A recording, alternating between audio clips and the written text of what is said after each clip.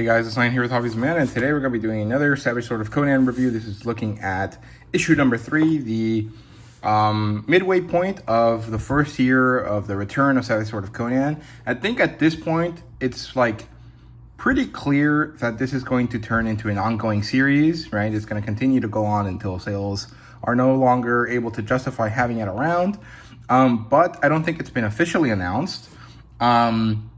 But I did see on League of Comic Geeks that it was changed to being listed as ongoing. And I also saw recently that someone asked Jim about this, and he said that announcements relating to this were coming at San Diego Comic-Con. So I think that means that will happen, right? So it's pretty exciting. I'm actually pretty happy about that. Let's look at this book now, though. So cover number 3 is awesome. I love this. I think it fits exactly perfectly what's going on inside the main story of this issue.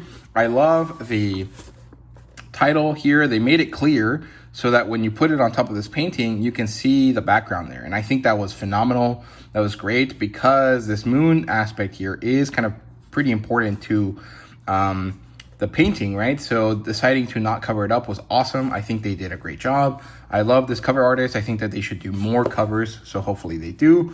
And yeah, the price is still good. I do have a slight issue here. I don't know if you guys can tell. There's a very small amount of paper that's coming through here past the edge of the page, past the cover, and that's bad. It's not so bad that it's, you know, a problem, but it is noticeable there. I think it might be a cutting issue, or it might be an issue with the fact that this is a really thick book, and so the staple kind of messes things up a little bit. I'm not really sure. I do still have a bit of a complaint about the paper that they use here. I think that if this is supposed to be a premium product, which it is, they should have better stock for this cover. So the varnish or the texturing or whatever you want to call it, like this shininess that the page has, is good, but the thickness of this page is quite bad. This is not good. It's so easy to damage it and mess it up. And I've seen other books in the same size that do much better jobs with that, right? So that's really the only true complaint I have about the exterior of the book at this point. Everything else is good. I like the style of paper. I just think that the thickness of this paper is not to par, right? It needs a bit more work. We get an ad here at the beginning. Actually, let me lower this down a little bit more. We get that ad there at the beginning. We get the Median Chronicle and the map, which again is still great. I really like that they made the changes necessary to make this visible, which is great. One thing I would like, and maybe this isn't possible, but whatever the main story in the issue is, maybe put a little star on the map where that is supposed to take place. I know that would be annoying because they would have to do this differently every time for each book, but I think it would add a bit to the experience, right? It would be nice to know, okay, this happened in this part of the map, or it happened here or wherever, right? Moving on, we have the credits page. We have this really awesome thing here from Pat Sturger's story, and Pat also gets the little window here, which is nice. I like that this is a more toned down picture that they chose. This is not the climax of the story, or it is, but it doesn't focus on the monster aspect. It focuses on Solomon Kane. So I like that, and I think that this page here looks awesome. The content page here is good. We have Conan, Wolves of the Tundra, starts at page 3. We have Conan, City of the Dead, the preview, which is basically like the first couple pages, I think, maybe the first page or two. We have John C. Hawking writing a biography, and actually he writes his own biography, so it should be autobiography, but it's a bit of a semantic issue. It's not really that important. Master of the Hunt Part 3, which is apparently supposed to be the conclusion, and it does feel that way. And then we have Conan, Lure of the Pit. However, they missed out on the poem. They didn't put Jim's poem here, and I think that should have been placed on the main content page, because they put it down here in the pinups, where the first pinup is Alex Hurley, the guy that did the cover, and then the second pinup is Conan by Rob with a poem by Jim, right? So I think that they should have put the poem as one of the contents and then put the pinup here as a separate thing, right? But I mean, that's just my opinion. It's not really that important. It doesn't really make too much of a difference, but I feel like the contents page could use some work there, right? But there's no major issues. Again, the one thing I don't really understand is why they give you numbers if the pages inside the book are not numbered, right? So yeah, then we have this awesome pinup here by Alex Hurley of Cole. This looks awesome. It looks straight out of the Del Rey editions, right? So let me see. I think I do have the Del Rey edition right here for Cole. There you go. I mean, look, that's great. You could argue this. He looks a little bit more like Conan than he does like Cole, but you know, his like skull thing there is really, really great. One thing I do have to say though is that one more time we are having printing issues here, right? So this really makes the painting like the painting still looks good in this printing, right? But if you look at the actual painting that is available online, this looks significantly worse, right? Like you lose the detail on her face. You don't get to see Cole's face properly. You do get to see Tulsa Doom's skull, but I don't know. You lose detail here on the head of the snake. And again, I think that if they had glossy paper, at least for some of these pages, maybe do like the first page and the last page of the book glossy. So have like the cover and then another glossy page afterwards. You could make it so that at least the first pinup is like delivered in the highest quality possible, right? But either way, this is a really good painting. I recommend it. And here is the start of the story, the wolves of the tundra.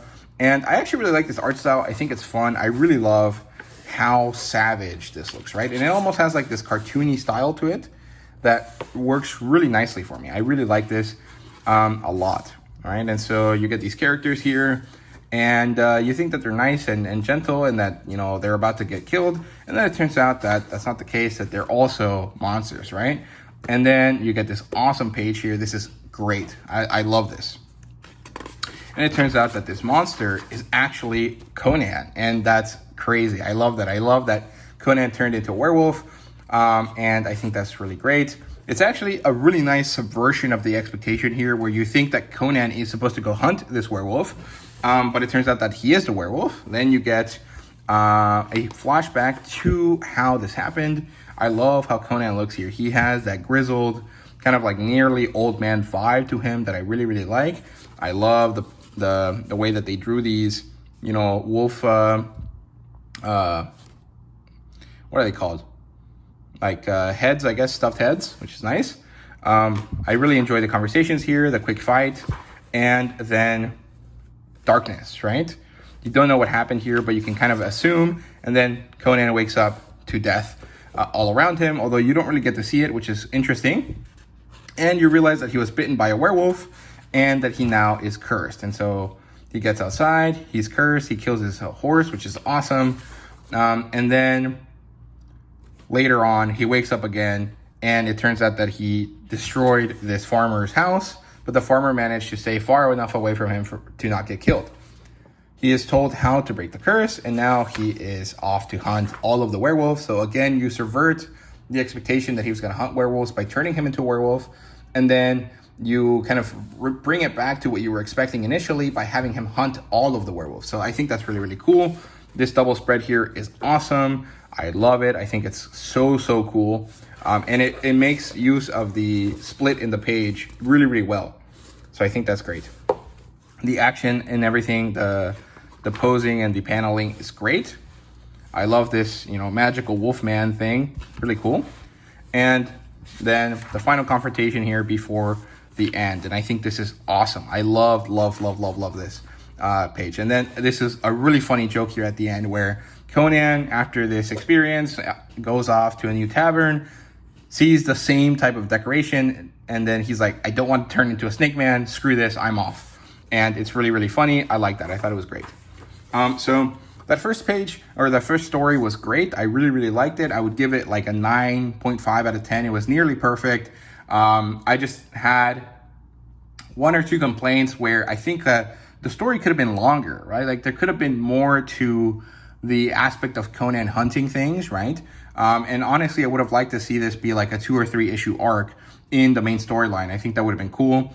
And so, like, it loses a little bit of a point there for me, because I feel like it could have been expanded into a larger story, and the fact that it's put here means that it really can't. However, that doesn't mean that anyone, can't later come back and make a Conan werewolf story that is longer and more full of stuff, right? So we get Conan City of the Dead here. This is the first couple pages. I don't know how this compares to the sample you can get on Kindle and stuff, but I do have a concern here.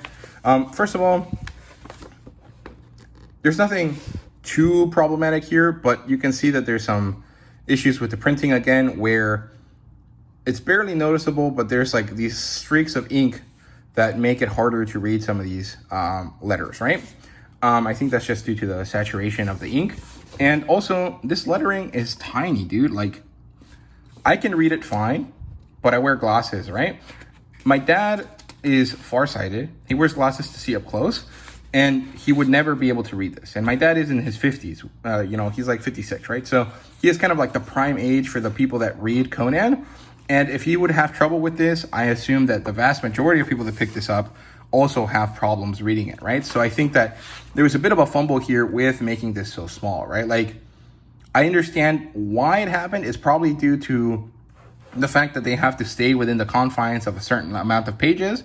And in order to make that work, they put in as much text as they could per page, right? But at the same time, it's kind of difficult to read this. And I really think that this is an ergonomic problem, right? Like, this is difficult to get with, even though it's double columned, even though it has a good enough bit of spacing between all of the letters, it's a bit too small for my taste, right? And this gets worse here with the black ink. This part is the biography. Again, I think it should have been called an autobiography, but here my issue is that they have this small printing, and then they have this really dark ink, right? And you can see that there's this giant line here that goes down.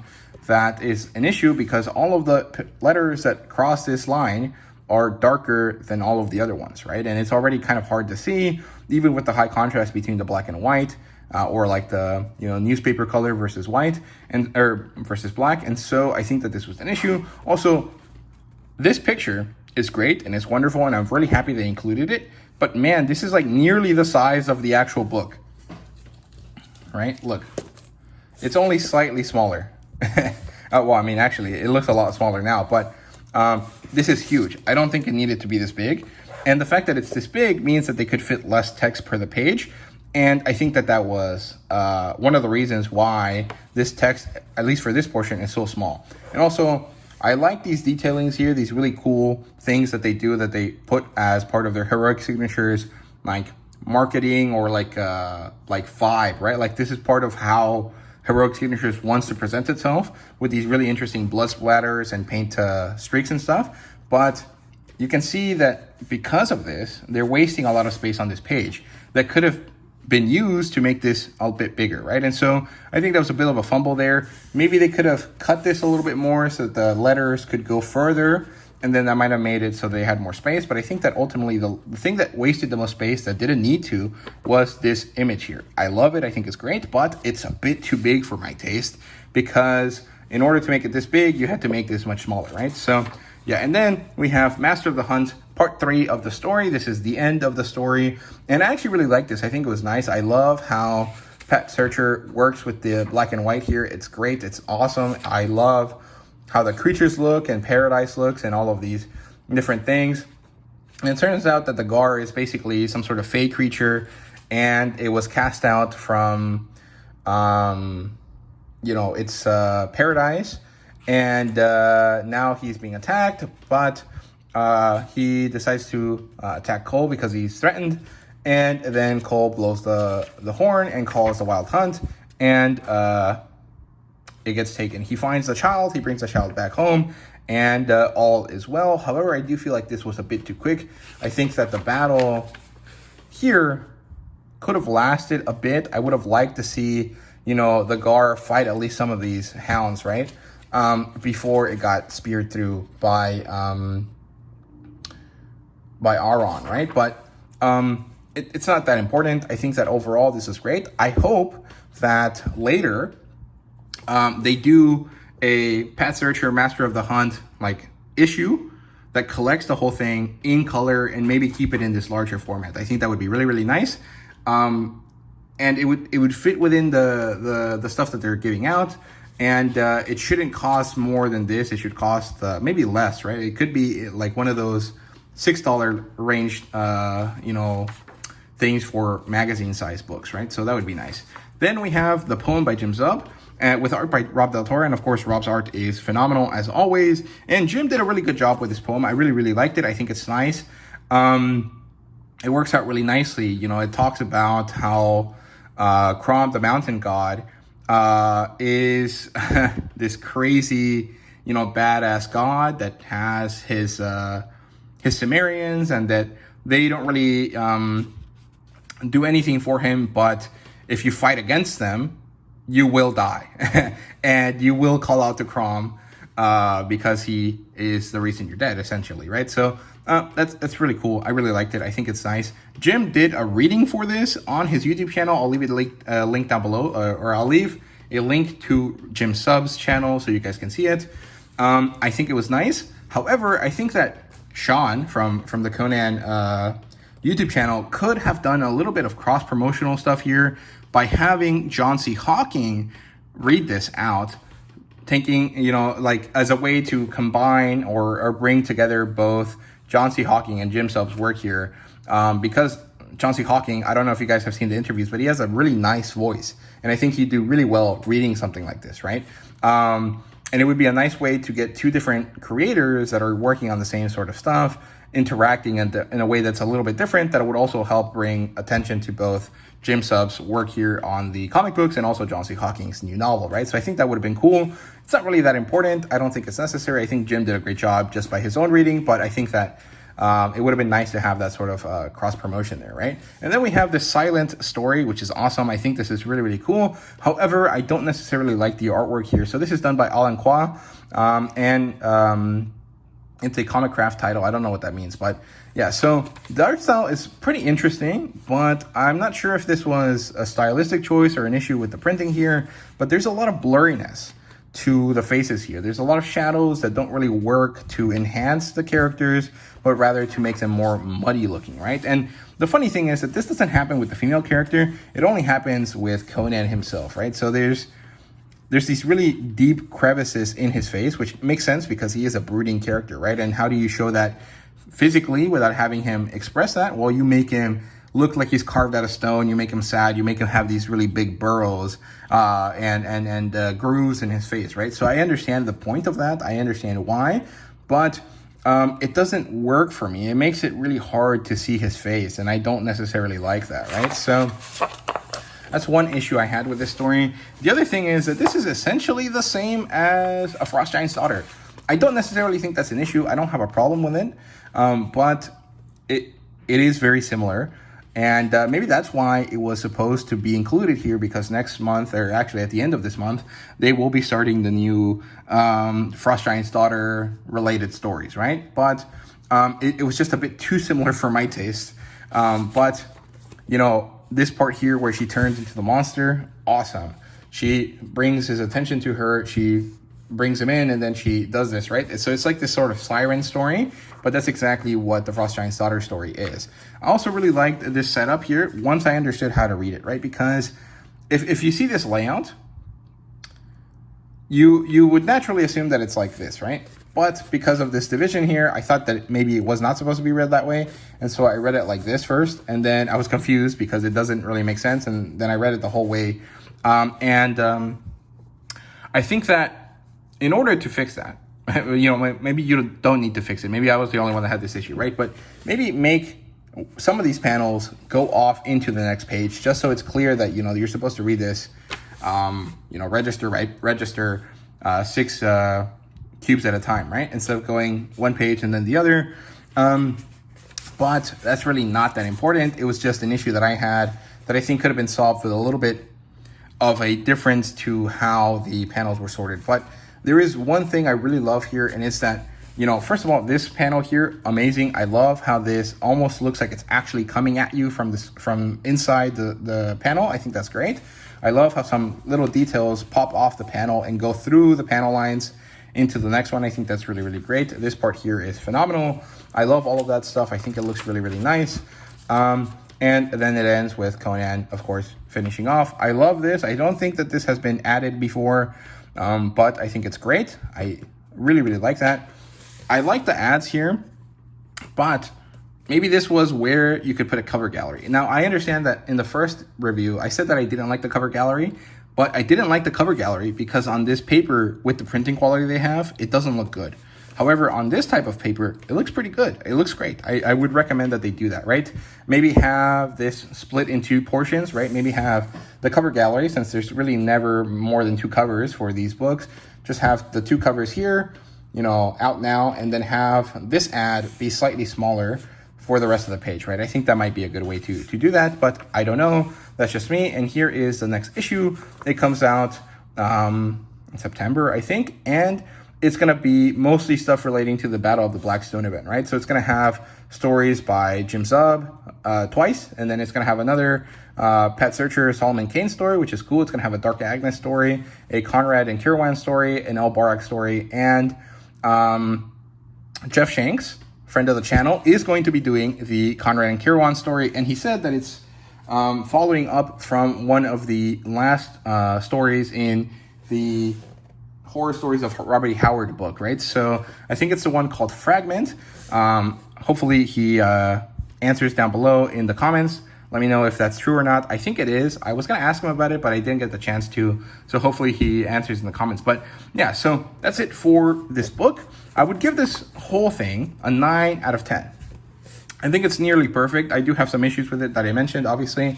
The most important one being that you had these giant essays, right? These giant pages of text, and made it really hard to read. I think that that's a disservice to the work that John did here, right? So I think that that's not great, but broadly speaking, it's not that big of a deal. I mean, I'm sure people that have eyesight problems, I know my dad carries around a little loop sometimes just in case.